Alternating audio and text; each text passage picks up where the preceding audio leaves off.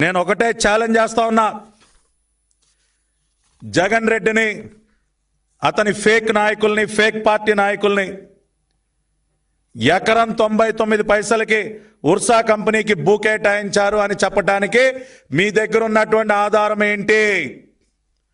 నిరాధారంగా కేవలం రాష్ట్రానికి పెట్టుబడులు అడ్డుకోవటం కోసం కాదా మీరు చేస్తున్నటువంటి ఈ బురద జల్లే కార్యక్రమం?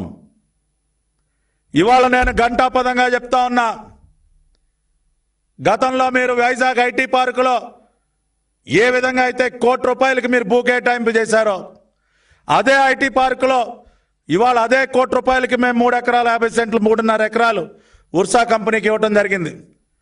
దానిని మీరు అలా తప్పుపడతారు.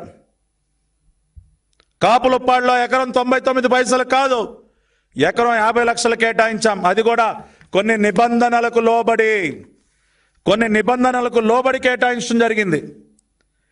చాలా క్లియర్గా the sale deed will be executed only after the successful implementation of the project, meaning the company must fulfill its commitments regarding the proposed investment and employment within the agreed timelines.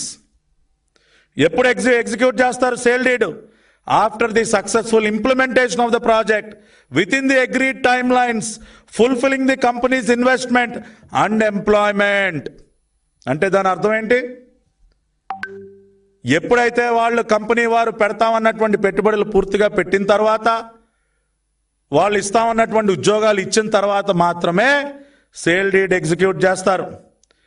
If the company fails to meet these agreements, the allotment will be cancelled and the land will be resumed by APIIC.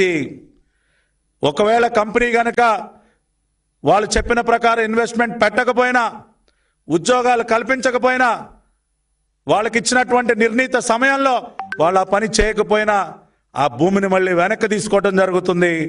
ఇది sale అగ్రిమెంట్లో చాలా క్లియర్గా ఈ conditions అన్నీ కూడా mention చేసి ఇవన్నీ fulfil అయిన తర్వాత మాత్రమే సేల్ డీడ్ ఎగ్జిక్యూట్ చేయబడుతుందని చెప్పి నిబంధనలకు లోబడి ఇవాళ ఈ కేటాయింపులకి SIPB కానీ రాష్ట్ర కేబినెట్ కానీ ఆమోదం తెలపడం జరిగింది.